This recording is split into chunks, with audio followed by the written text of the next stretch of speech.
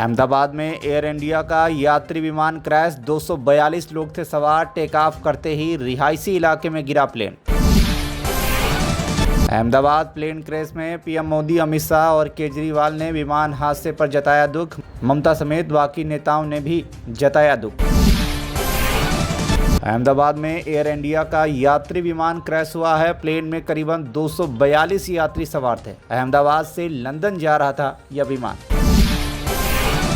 बुलंदशहर में कोतवाली नगर पुलिस ने 2 अंतर्राज्यीय वाहन चोरों को गिरफ्तार किया है। गिरफ्तार चोरों के पास से पुलिस ने चोरी की गई 7 मोटरसाइकिल व 1 स्कूटी, 2 चाकू को भी बरामद किया है। शातिर चोर चोरी की मोटरसाइकिल के साथ मोटरसाइकिल के पार्ट्स अलग करके उसको बेचा करते थे। थाना कोतवाली नगर की पुलिस टीम द्वारा अंतर्राज्यीय वाहन चोर के 2 लोगों को गिरफ्तार किया गया है। इनके नाम क्रमशः नीरज और आमिर हैं।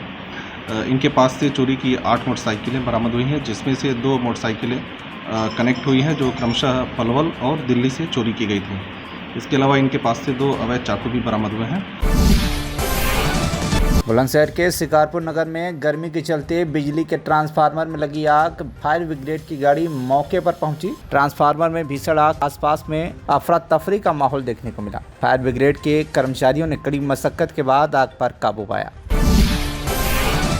सिद्धार्थनगर में एक दिल दहलाने वाली घटना सामने आई, जिसमें एक पत्नी ने अपने ही पति को प्रेमी के साथ मिलकर मौत के घाट उतार दिया। वहीं पति कन्नन 2 जून से लापता था। उसकी गुमशुदगी की जांच आगे बढ़ी तो पुलिस ने शक के दायरे में पत्नी संगीता को लिया। कड़ाई से पूछताछ हुई तो संगीता ने अपना जुर्म कबूला है।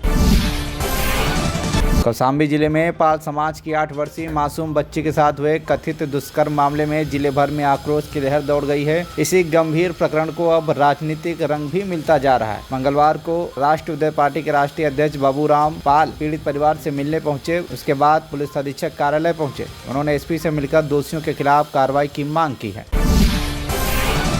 महोबा में भाजपा के युवा नेता, हमेशा जनता की सेवा में समर्पित रहने वाले पंडित नरेंद्र मिश्रा अचानक पुलिस लाइन में स्थित एक प्राइवेट मकान में पहुंचे। पूछने पर पता चला कि वह रुद्र इंटरप्राइजेस का ऑफिस है। वहां पर बड़ी फाइलों में अचानक नजर पड़ते ही वह हैरान हो गए। प्रधानमंत्री आवास 2 की फाइलें यहाँ पर क्यों पड़ी है? कुछ गड़बड़ समझकर देखा तो पता चला वह फाइलों को वहाँ पर फीड कर रहे थे। सिद्धार्थनगर में संदिग्ध अवस्था में फंदे से लटकती मिली 30 वर्षीय नवविवाहिता महिला का शव मिलने से चर्चा का विषय बना हुआ। नवविवाहिता के परिजनों ने पुलिस को सूचना दी। मौके पर पहुंची पुलिस ने शव को कब्जे में लेकर आगे की कार्रवाई शुरू कर दी है। सिद्धार्थनगर के सोरठगढ़ तहसील के सिसवा शिवभारी में अवैध मदरसा और मस्जिद पर प्रशासन की बड़ी कार्रवाई। एसडीएम सोरठगढ़ और सीओ सोरठगढ़ की अगुवाई में मदरसा और मस्जिद को ध्वस्त किया गया। ग्राम सभा की जमीन पर बनाया गया था 90 साल पुराना यह मदरसा व मस्जिद। सिद्धार्थनगर में संदिग्ध अवस्था में नदी में उतराता मिला युवक का शव। मृतक युवक की पहचान ग्राम रेहरवा थाना मोहाना के निवासी के रूप में हुई है। पुलिस ने मृतक युवक के परिजनों को सूचना दी है। अभी तक युवक का नाम नहीं मालूम चला। युवक के जेब से नेपाली रुपए भी बरामद किए गए।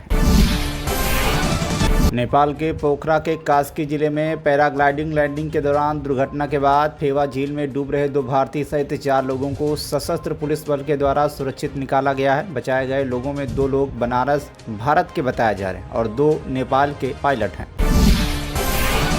भारत नेपाल सीमा पर स्थित सोनौली में आरटीओ विभाग ने ओवरलोड ट्रकों के खिलाफ कार्रवाई की है। सिद्धार्थनगर के सहायक क्षेत्रीय परिवहन अधिकारी एआरटीओ सुरेश कुमार ने सोनौली थाना क्षेत्र में 2 ओवरलोड ट्रकों की जांच की, जिसमें एक ट्रक पर 69,000 रुपये, दूसरे ट्रक पर 61,000 रुपये का जुर्माना लगाया गया है। रायबरेली के सलोन कोतवाली क्षेत्र के राजापुर कटेहा गांव में बुधवार की सुबह संदिग्ध परिस्थितियों में एक युवक का शव तालाब में उतराता पाया गया है। आशंका जताई जा रही है कि तालाब में मिला शव 6 माह पूर्व गायब हुए धर्मेश पुत्र राम दुलारे नामक युवक का है। घटना की सूचना पर पहुंची पुलिस ने शव को पीएम के लिए भेजा है। गाँव कटेहा अभी एक लाश मिली है यहाँ तालाब में, क्या है? अरे वो लाश पता नहीं किसकी है। जो है गाँव बता रहे एक लड़का के जो बहन का थोड़ा बीमारी था, इसके लिए वो मैं बांस कटा रहा था, इसके लिए वो निकली। कैसे, कहाँ से निकली? गाही से निकली। दिखा दे। भारत नेपाल के अंतर्राष्ट्रीय सीमा स्थित सोनौली कस्बे के राम जानकी मंदिर पर नेपाल जाने के दौरान अलग अलग समय में 2 यात्री भीषण गर्मी और तेज धूप के कारण बेहोश हो गए। बुधवार की दोपहर करीबन 1 बजे इलाके के लिए नेपाल भैरहवा आंख अस्पताल जा रहे 2 लोग तेज गर्मी के कारण राम जानकी मंदिर के निकट बेहोश हो गए, जिन्हें स्थानीय लोगों ने उठाया और मंदिर में ले गए, जहाँ पर थोड़ी देर बाद उन्हें होश आया। नोएडा में बुधवार को दिन दहाड़े एक युवक की गोली मारकर हत्या कर दी गई। कमरे के अंदर उसके सीने में गोली मारी गई। युवक बुलंदशहर का रहने वाला था। दोनों आरोपियों ने आज ही सेक्टर 12 के ए ब्लॉक स्थित मकान का फर्स्ट फ्लोर किराए पर लिया था। नोएडा में भीषण गर्मी से लोग परेशान। दिल्ली एनसीआर में ऑरेंज अलर्ट जारी। भीषण गर्मी के चलते जिला अस्पताल में भी मरीजों की संख्या बढ़ गई है। नोएडा में सुबह से दोपहर तक हाई लेवल पर पहुंच जाता है टेम्परेचर। रोजाना जिम्स हॉस्पिटल में 80 से 90 बच्चे इलाज के लिए पहुंच रहे हैं। संभल में आज कलेक्ट्रेट सभागार बहजोई में जिलाधिकारी डॉक्टर राजेंद्र पैंसिया की अध्यक्षता में भूमाफिया टास्क फोर्स समिति की बैठक का आयोजन किया गया। सर्वप्रथम अपर जिलाधिकारी प्रदीप वर्मा ने संबंधित को निर्देशित करते हुए कहा कि जनपद में जो शासकीय भूमि है उन पर कोई अवैध कब्जा तो नहीं है, प्रत्येक दशा में देख लें, उन्हें चिन्हित करें। उन्होंने समस्त एसडीएम को निर्देशित करते हुए कहा कि जिन लोगों ने अवैध कब्जा कर रखा है उनकी एक सूची बनाई जाए। अतिक्रमण को लेकर जिलाधिकारी ने संबंधित अधिकारियों को आवश्यक दिशा निर्देश दिए। बुलंदशहर के मंडी गुरुसगंज में तेल व्यापारियों के यहां गोदाम में लगी आग लगने से व्यापारी को हुआ करोड़ों का नुकसान। संभल में पिछले साल 24 नवंबर को जामा मस्जिद के सर्वे के दौरान हुई हिंसा के बाद बड़े पैमाने पर अधिकारियों के ट्रांसफर कर दिए गए हैं। संभल हिंसा के दौरान तैनात सभी अफसरों का तबादला कर दिया गया है। मुख्यमंत्री योगी आदित्यनाथ ने कहा कि सद्गुरु रविदास जी महाराज ने अपनी कर्म साधना से जो प्रेरणा दी वह आज भी संपूर्ण देशवासियों के लिए मार्गदर्शन का कार्य कर रही है। उन्होंने इस सामाजिक आडंबर और कुरीतियों के प्रति समाज को जागरूक कर उनकी आध्यात्मिक चेतना को जागरूक किया।